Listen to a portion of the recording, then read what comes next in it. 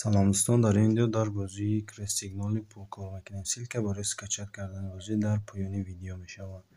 Вақте крестсигноле ки бозӣ мекунем ва баъд реклама нишон метавад. Ва барое ки пулмон зиёдтар шавад, бо мо баннери дигари дар зер мекунем ва дар ин сайт 5 сония меистем ва метавонем сайтмонро маҳкам кунем ва дар инҷа меистем то ки ҳамин таймери ки нишон дода 20 сония ҳамин буд шид метавонем маҳкам шид.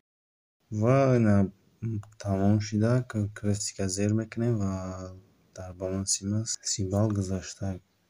Ва агар мо ҳамин рекламаро тамошо кунему дигар дар баннери дигарӣ зер накунем, тамошо накунем баннери дигария, мода 5 балл мегузарад, яъне камтар мегузарад. Барои ҳамин дар баннери дуюмам зер кунед, дигар сайтам дуред, барое ки пул бисёртар кор кунед.